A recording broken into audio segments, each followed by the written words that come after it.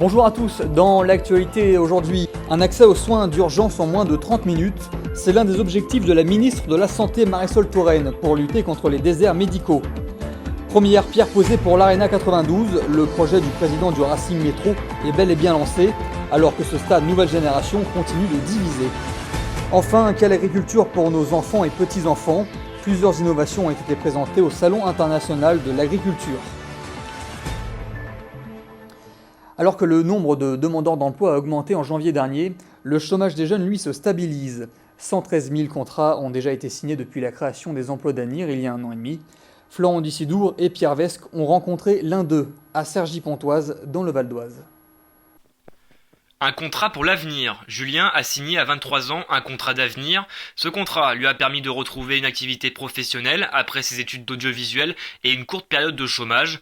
La mission locale de Pôle emploi où il a été orienté l'a mis en relation avec son entreprise actuelle, VOTV. Donc j'ai fait des études d'audiovisuel, donc c'est pas le domaine le plus éloigné pour faire du journalisme télévisuel, audiovisuel, et donc j'avais quand même des compétences techniques, même si j'avais pas le côté journalistique. J'avais qu'une partie du travail à apprendre pour être journaliste, reporter d'image. La chaîne de télévision a signé 2 contrats d'avenir, un avantage considérable car ce média n'avait pas les moyens financiers pour recruter. Pour Olivier Zanetta, rédacteur en chef et créateur de la chaîne, tout le monde est gagnant avec cette nouvelle formule. Alors pour l'employeur, l'avantage d'avoir un contrat d'avenir, il est d'abord financier. Nous on est une très petite structure, on est né sous une forme associative et donc lorsqu'on est une association, on peut avoir recours à des emplois d'avenir et on bénéficie d'une aide de 70% sur le salaire de la part de l'État et qui est abondé en région Île-de-France par le conseil régional à hauteur de 20%. On doit les accompagner, il y a tout un processus de formation puisque les emplois d'avenir sont destinés à des jeunes qui sont éloignés du monde du travail. Satisfait de ces 2 nouveaux salariés, VOTV a signé un nouveau contrat d'avenir, cette fois-ci en attaché commercial pour trouver de l'argent et consolider ces 3 nouveaux emplois.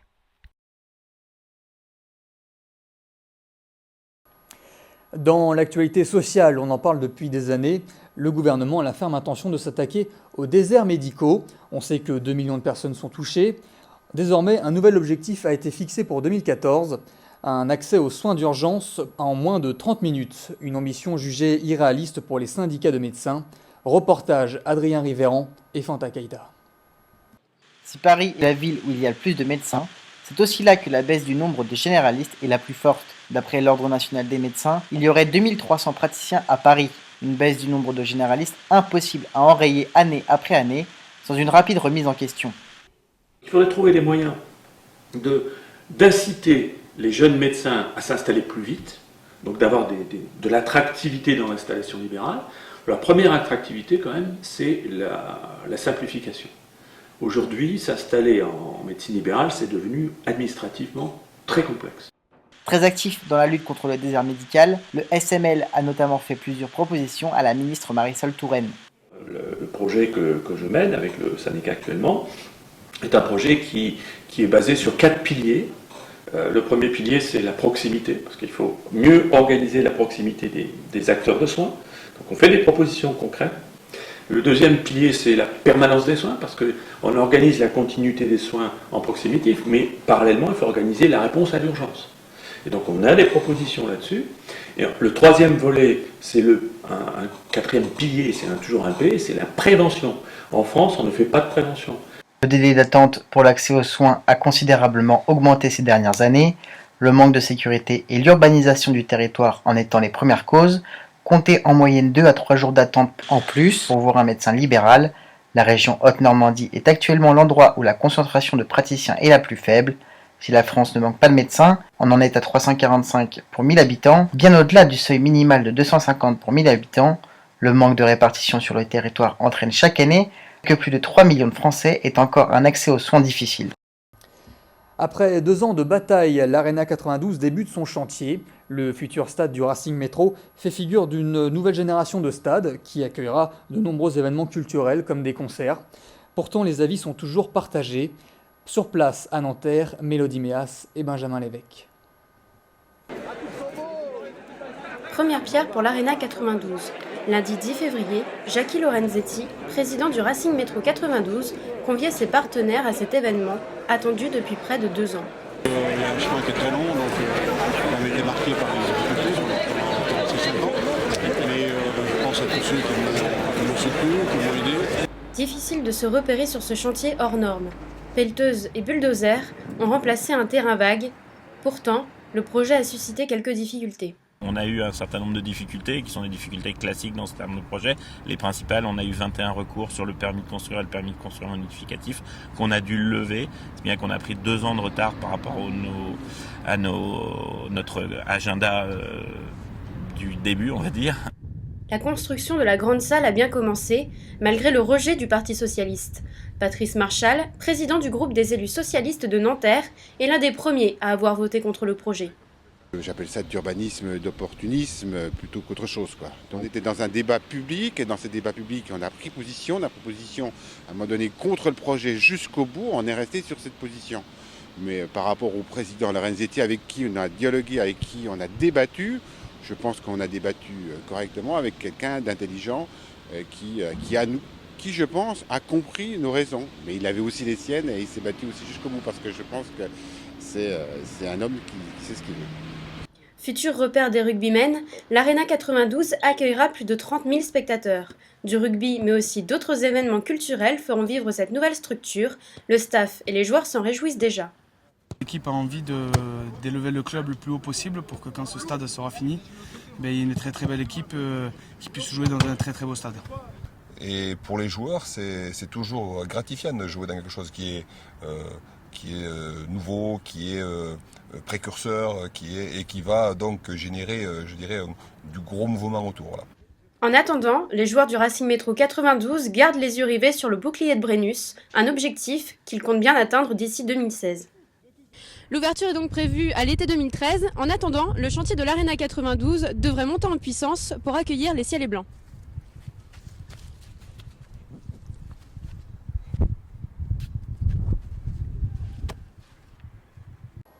Le Salon de l'agriculture vient de fermer ses portes ce dimanche, une 51e édition placée sous le signe de l'innovation. Alors quelles sont ces nouveautés? Alexandre Rabia et Cassandra Amec se sont rendus porte de Versailles et nous font découvrir ce qui pourrait bercer l'agriculture de demain. Cette année, les organisateurs du Salon de l'agriculture ont décidé de dépoussiérer le cliché de l'agriculteur, une image de paysan dans son champ qui colle à la peau du monde agricole depuis plusieurs décennies maintenant. Quand ils n'ont jamais roulé, ça porte bonheur.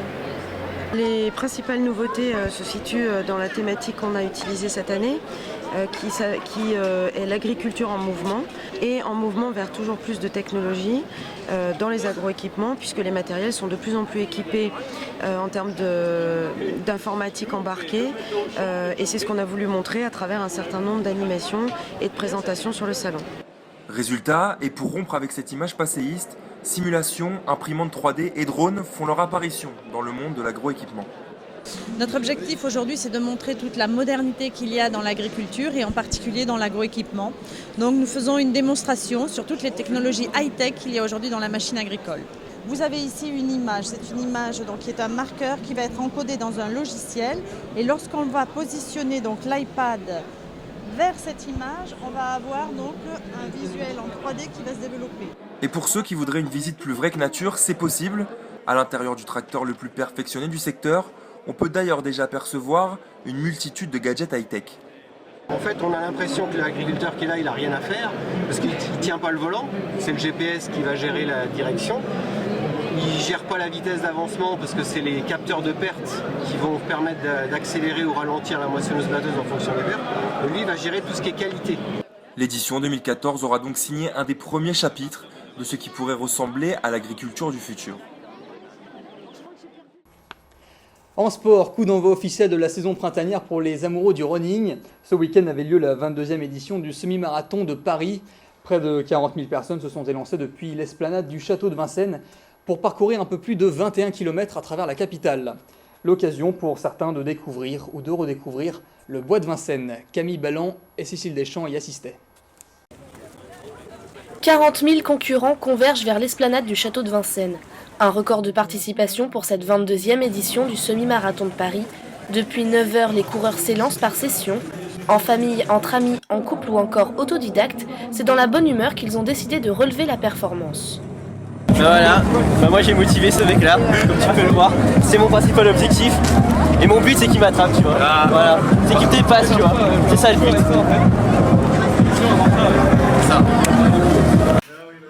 Avec 3 séries de départ, la marée humaine part pour un aller-retour dans Paris de 21 km 100. Les coureurs passent devant l'hôtel de ville, la place de la Bastille et reviennent en traversant le bois de Vincennes. S'ils sont nombreux à courir, leurs supporters le sont tout autant. Corinne est venue soutenir son mari avec ses 2 enfants. Là, ça y est, il est déjà parti. Il est parti à 10h15. Donc il y en a pour normalement 1h40, puisqu'il sera inscrit sur 1h40. Il s'est entraîné avec running sur le bois de Vincennes. Oui, donc oui, il a fait des mois d'entraînement, quoi. Courir autant de kilomètres n'est pas donné aux premiers venus. Les sportifs jettent leur dernière force jusqu'à la banderole. L'Éthiopien Mule Vazioum a remporté l'épreuve en à peine plus d'1 heure. Fatigue, courbatures se font sentir sur la ligne d'arrivée, mais également une immense fierté.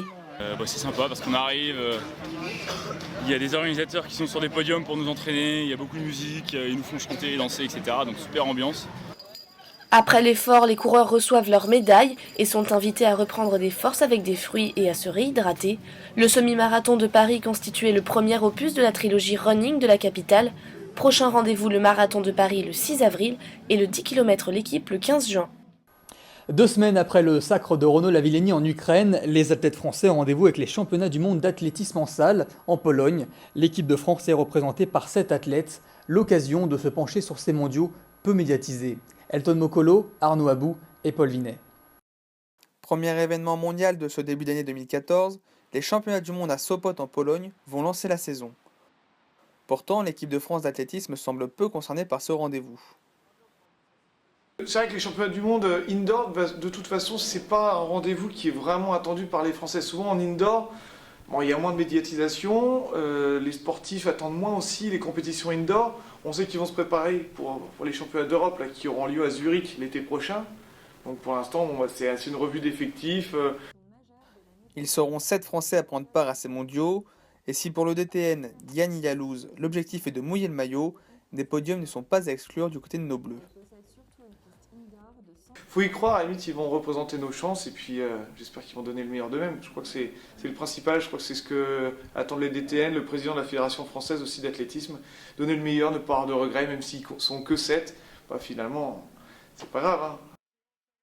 Les espoirs de la nation reposeront sur les épaules du spécialiste du 60 mètres haies Pascal Martineau-Lagarde, qui détient la meilleure performance mondiale de l'année avec un chrono de 7 secondes et 49 centièmes.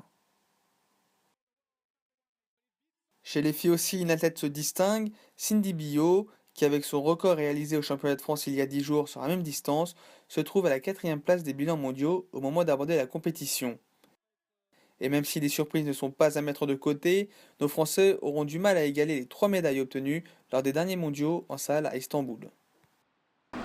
L'équipe de France d'athlétisme arrive donc à Sopot sans pression. Toutefois, ces mondiaux polonais auront pour objectif de préparer au mieux nos Français pour la compétition de l'année, les championnats d'Europe à Zurich en août prochain. C'est la fin de ce journal, merci à tous de l'avoir suivi. Prochain rendez-vous avec l'information ce soir à 20h avec Thomas Porlon. Quant à moi, je vous retrouve demain à 13h. Très bonne fin de journée, à bientôt.